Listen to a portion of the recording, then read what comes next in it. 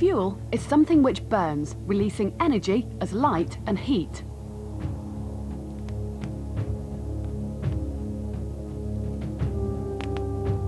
For thousands of years, wood has kept human beings warm.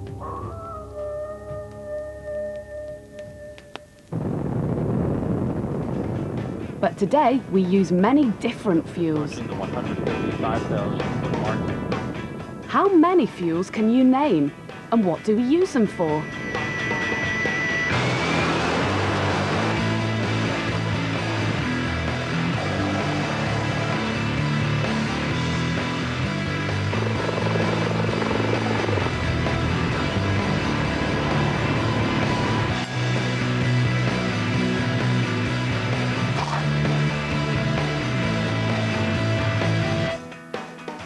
The energy from burning fuels is used for heating, for cooking food, for powering vehicles.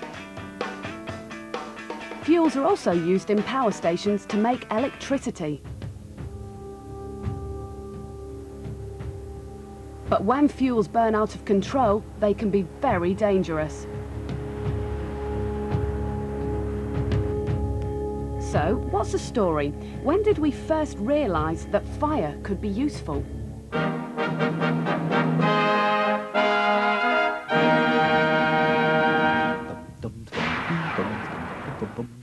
The first fires were caused naturally, probably by lightning.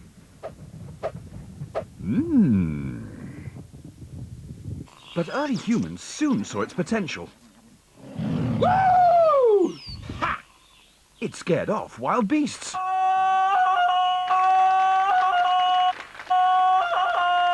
Back at home, fire kept people warm, and they discovered the tastiness of cooked food. Uh-oh. Yummy, yummy, yummy, yummy, yummy, yummy.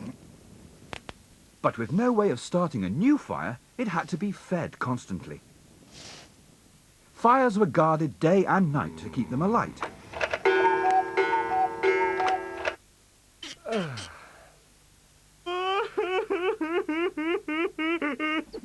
Discovering how to make fire was a major step forward.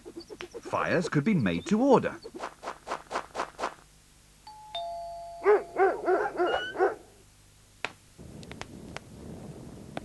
All sorts of materials became possible fuels, from bones and dried animal dung to oily fish. Coal was found accidentally.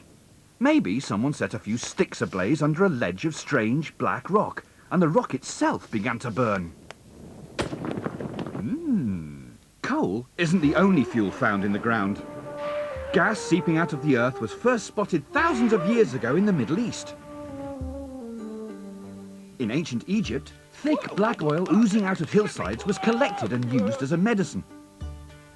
But it was also used to make arrowheads.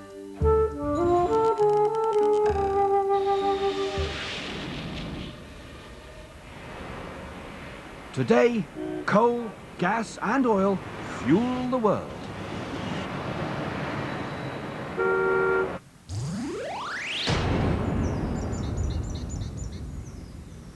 "500 years ago, wood was the most popular fuel. But it was also an important building material. Houses had wooden frames and ships were made of timber. Whole forests disappeared to be replaced by bleak moorland. A shortage of trees meant the search for an alternative fuel was on. This is a lump of coal, and it came from a mine 140 metres beneath my feet. Caphouse Colliery in Yorkshire was a working mine until 1985. Now it's the National Coal Mining Museum for England and gives us a glimpse of how coal mining has changed through the centuries. Are you ready then? Yeah, Follow me then. and the best bit is we get to go underground.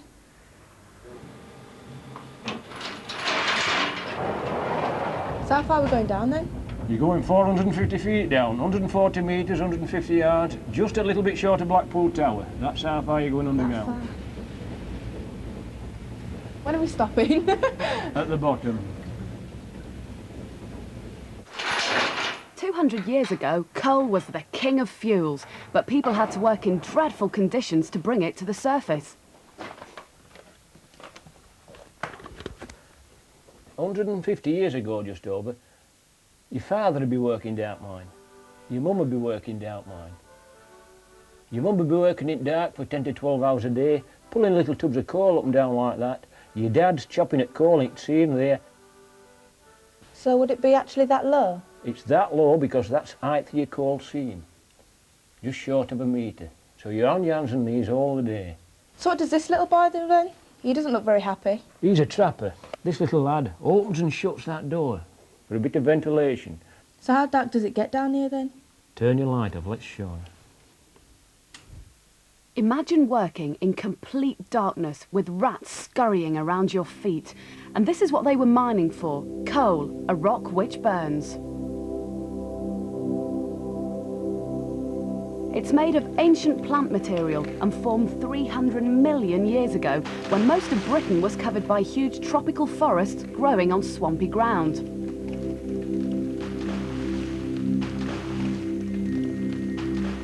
As trees and plants died, they fell into the swamp and became buried in the mud. Starved of oxygen, the vegetation didn't rot. Over many, many years, more mud piled up on top. The trees were squashed together, and heat from inside the earth changed the wood into coal. Today, it lies deep underground, covered by other layers of rock. Here, the coal is sandwiched between layers of mudstone. You can sometimes see fossils of ferns and tiny leaves which have turned into coal. These are the remains of plants which lived long before even the first dinosaurs. By the early part of this century, mining was more mechanised, and women and children were no longer allowed to work down the pits. Has it always been a dangerous job? It's always been a dangerous job, mining. Imagine these days working at the side of this machine. That massive wheel's turning around, chopping coal, the noise, the dust, and you've all these problems with mine gases. They could create a massive explosion underground. Gases trapped in the coal have always caused problems for miners. Methane escapes from the coal and can form an explosive mixture with air. One of the worst mining accidents happened in 1866. 361 men and boys were killed at Oaks Colliery in Yorkshire. But if it's extracted from the coal carefully, that same gas can be useful. First, you need to bake the coal. Heat it up in a small amount of air and it produces a thick yellow cloud. It contains coal tar, which can be condensed and collected, and coal gas, which is flammable.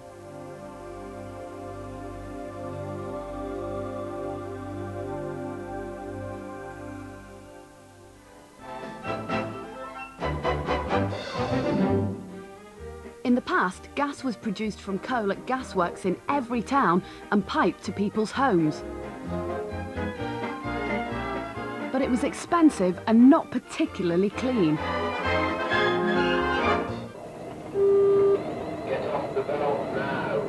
Coal gas is no longer used, and at the end of the 1990s, the whole coal industry has changed.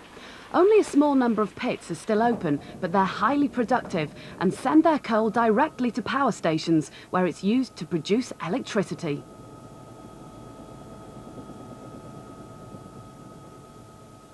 Today, the fuels we use the most are natural gas and oil. North Sea oil was first brought to the surface in 1975. It's made of fossilised marine creatures. Natural gas is found alongside oil. It's almost pure methane, has twice the energy content of coal gas, and is much cleaner.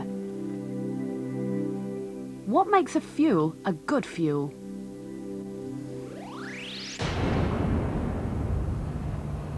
A good fuel for me is a fuel that's reliable and will keep this truck on the road through winter and summer. The ideal fuel for me is one that's safe around the home, especially with these two.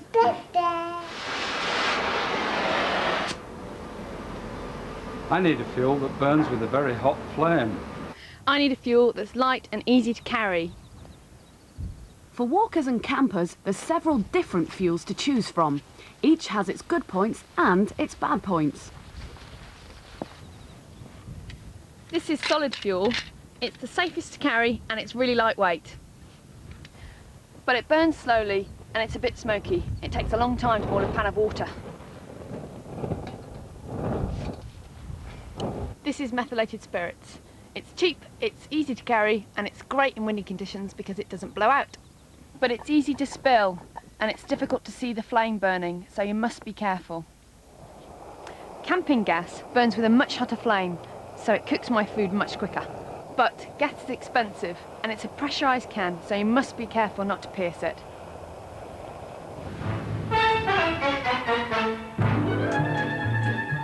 Many different factors are involved in deciding on the best fuel for the job.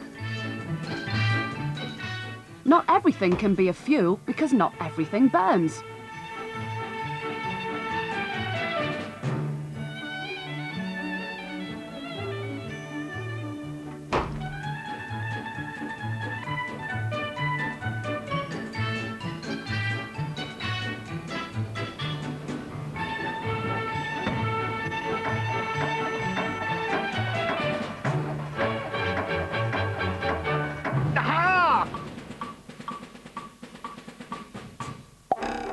And what appears to be a good fuel for one job may not be appropriate for another.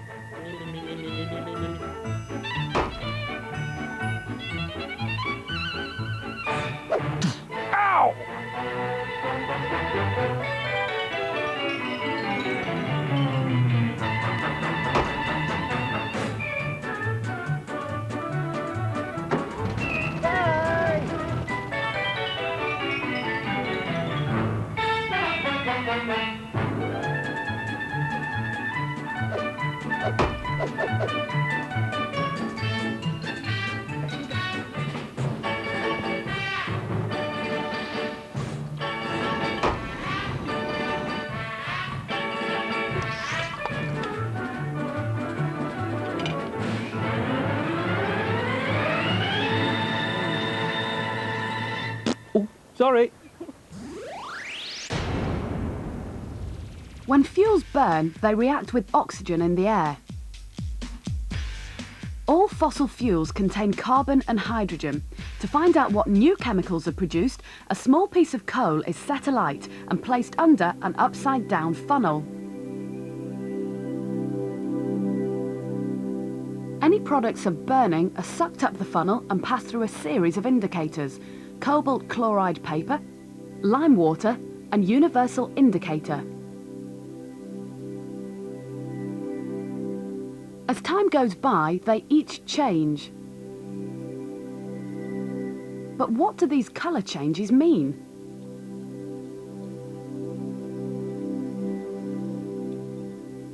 The cobalt chloride paper takes on a pink colour. This means water is present. Hydrogen in the coal has combined with oxygen to form water.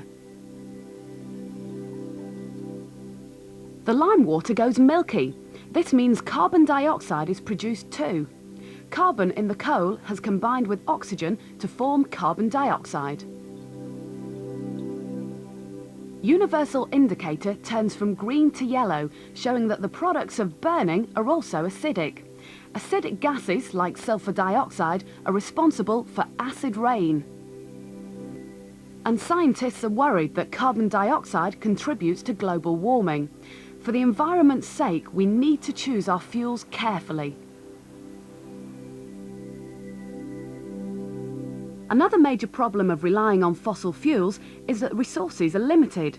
In some parts of the world where fossil fuels are already hard to get, they've had to look for alternatives.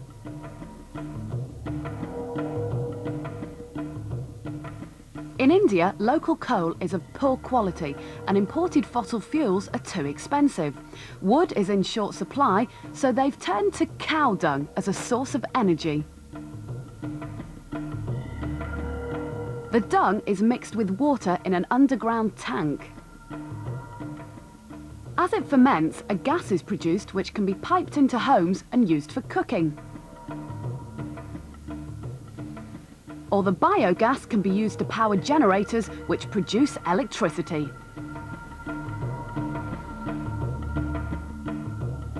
In Brazil, sugarcane has helped to solve their energy problems. About 10 years ago, imported oil became very expensive. Sugarcane grows easily in Brazil's climate and can be fermented to produce alcohol. Alcohol burns easily and is a good alternative to petrol. Here in the UK, some councils are using household rubbish as a fuel. Burning the waste in specially designed incinerators releases energy which can be used to heat homes and offices. As the world's population increases, we need to find alternatives to burning fossil fuels. And in the meantime, we have to conserve what we've got. The RAF Search and Rescue Team have to conserve fuel on a daily basis. Format. Okay, we've got a job. They rely on fossil fuels to power their rescue helicopters. Okay, and it's a fisherman requiring insulin. 60 West. It's essential to calculate exactly how much fuel is needed. 100 miles, which is £1,000 on the way there. Yep. Once we get there, we reckon we're going to be there for about half an hour. Yep. Which will be further £500, £1,000 back. Yep. And then £500 as a reserve, which gives a total of £3,000, I make it. Okay, we'll take it up to £3,000, Craig. The RAF measure the weight of their fuel in pounds. On average, the helicopter uses 1,000 pounds of fuel an hour.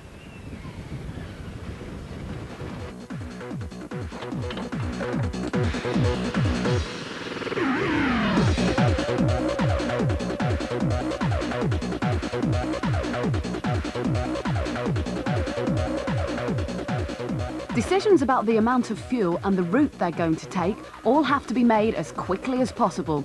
The idea is to get the helicopter up in the air within 15 minutes. Okay, we're lifting with 3,000 pounds of fuel, so we've got 3 hours endurance to take us dry. Once they're up there, they need to use that 3,000 pounds of fuel as carefully as possible. They can't exactly refuel along the way. As they travel to their destination, what factors might affect the amount of fuel they use? We've got a stronger headwind than was forecast. Okay then, en route to the boat, we'll stay low and there'll be a lighter headwind. That should save us a few £100 of fuel. Okay, so what height will we approach the boat at? We'll go out at low level, say about 200 feet. By flying at a lower height, the wind isn't as strong and they won't use as much fuel.